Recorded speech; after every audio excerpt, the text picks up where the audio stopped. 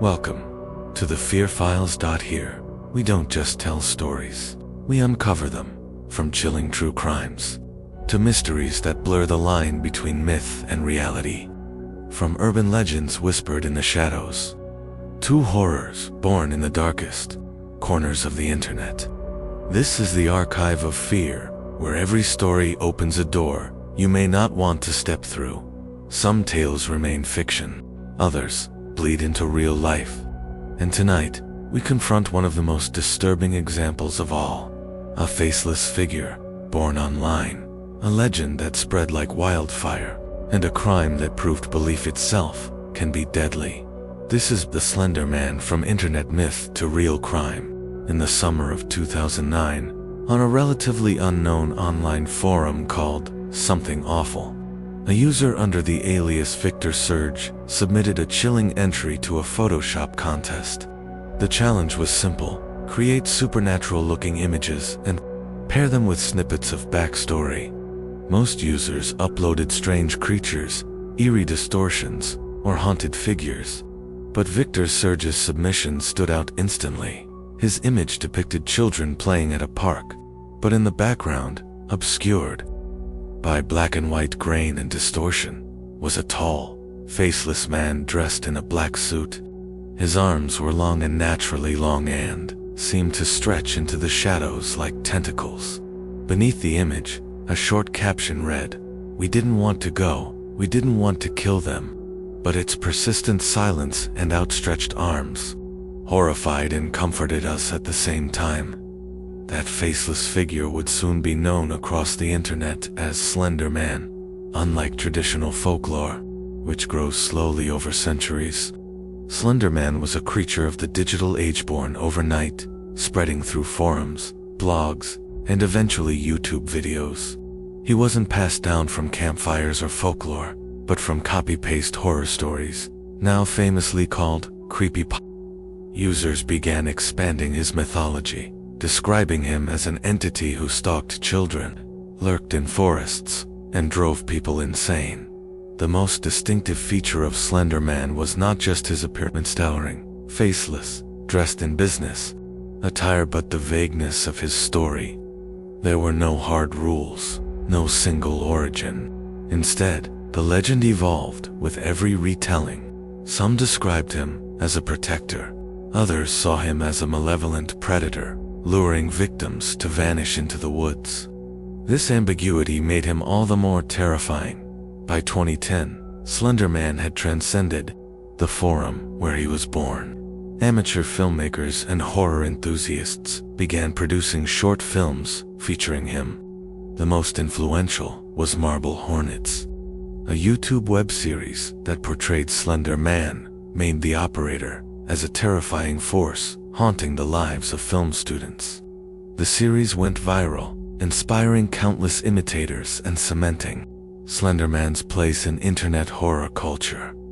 Slenderman became an archetype, tall, faceless, lurking in the background of photos and videos, an entity always present but never fully explained.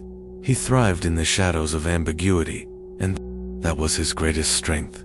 The less detail he had, the easier it was for people to project their own fears onto him. But what began as a work of fiction and experiment in collaborative storytelling soon spiraled into something darker. For some, the Slenderman was not just an online creation. They believed he was real, or at the very least, real enough to influence their actions. And by 2014, that belief would lead to one of the most disturbing real-life crimes in recent history. Slenderman was no longer just an internet myth. He had crossed the line between fiction and reality. After his creation in 2009, Slenderman began to travel far beyond the confines of the Something Awful forums. Within months, he had become the most recognizable monster of the digital age. Unlike vampires, werewolves, or ghost creatures rooted in centuries of myth, Slenderman belonged entirely to the internet generation. His stories weren't passed down through families or traditions. They were shared through copy-paste memes and viral videos. The platform that fueled his rise the most was YouTube. The web series Marble Hornets, which launched shortly after his debut, introduced millions to the figure.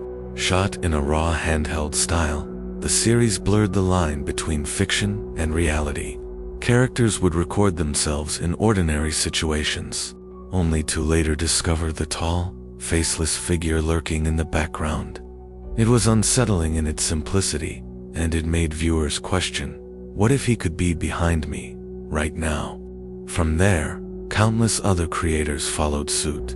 Entire YouTube channels were devoted to Slenderman lore. Gamers produced videos of the now infamous Slender, the 8 pages a game where players wandered a dark forest collecting notes while avoiding the monster's pursuit. The game's simplicity amplified the fear. Every step in the forest felt like death waiting around the corner. On forums like Creepypasta Wiki and Reddit, Slenderman became a collaborative myth. Users contributed stories of their own encounters, drawing elaborate timelines and theories. Some portrayed him as an ancient being tied to forests and shadows. Others painted him as a psychological parasite, infecting the minds of children and driving them to madness. Children and teenagers, particularly, were captivated. Slenderman was both terrifying and fascinating, and the internet made him feel real. Unlike movie monsters trapped on a screen, Slenderman was said to lurk in everyday life, in the woods behind your house, in the static on your TV, or in the dark corner of your bedroom.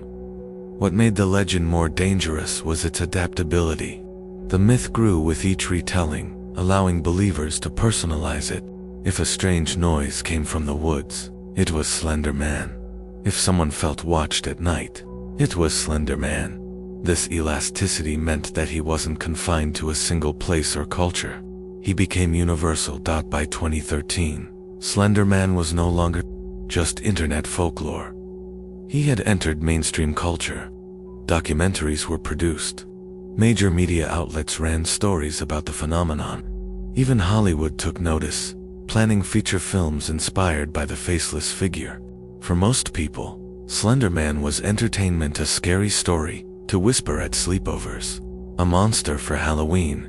But for some, the line between entertainment and reality blurred too much. The collaborative nature of the myth made him feel alive, as though the stories weren't fictional, but testimonials. And when belief takes root in vulnerable minds, fiction can become fuel for obsession. In Wisconsin, 2 12-year-old girls would soon take the Slenderman story far too seriously, convincing themselves that he demanded a sacrifice. Their actions would forever stain the myth with real-world blood. On May 31st, 2014, in the quiet suburban city of Waukesha, Wisconsin, 3 young girls planned what should have been a normal sleepover. But for 2 of them, the night carried a sinister purpose. Anissa Weyer and Morgan Geyser, both 12 years old, had become obsessed with Slenderman. For months, they consumed his stories online, believing he was real. They read creepypastas late into the night, visited fan sites, and convinced themselves that Slenderman was more than a digital invention. He was alive and he was watching, but belief alone wasn't enough. In their minds, Slenderman demanded proof of loyalty. They convinced themselves that if they carried out an act of violence, they could prove themselves worthy and perhaps even live in his mansion, hidden deep in the woods. Their chosen sacrifice. Their friend, Peyton Leutner, another 12-year-old, who trusted them completely. On that May morning, after a sleepover filled with what seemed like normal activities, the girls lured Peyton into a wooded park.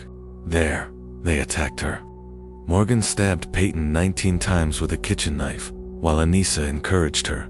Miraculously, despite the horrific injuries, Peyton survived. She managed to crawl out of the woods and was discovered by a cyclist who rushed her to safety. The crime shocked the nation. News outlets around the world covered the story, not just because of the brutality, but because of the motivation. These weren't hardened criminals or disturbed adults. They were children, acting under the influence of a fictional internet monster. During interrogations, the girls calmly explained their reasoning. They believed Slenderman was real. They thought they had to kill to protect themselves and their families. The fact that two preteens could blur the line between fantasy and reality so completely horrified parents and educators alike. The internet, once seen as harmless entertainment, was now painted as a breeding ground for dangerous myths. The case raised questions far beyond Waukesha. Was the internet responsible for the crime? Did creators who spread the Slenderman myth bear any blame? Or was this simply a tragic instance of two vulnerable children unable to distinguish fiction from reality? The courtroom proceedings dragged on for years. Both girls were eventually found not guilty by reason of mental disease or defect and were committed to mental health institutions for decades. But the shadow of the case still lingers. It proved that stories, especially those born online, can have consequences far beyond what their creators intended. The Waukesha stabbing forever changed the way people viewed Slenderman. What had once been a collaborative internet myth was now linked to a real-world act of violence. Overnight, the faceless figure was no longer just entertainment. He was a symbol of internet culture gone wrong. Parents began to fear what their children might be consuming online. Schools warned students about creepypastas. News anchors described Slenderman as if he were a dangerous cult figure rather than a fictional monster. The case became a cultural flashpoint, sparking debates about media influence, mental health, and the power of digital folklore. Yet at the same time, the crime cemented Slenderman's place in history. He wasn't just a character on the internet anymore. He had crossed into the realm of true crime, forever tied to a horrifying real event.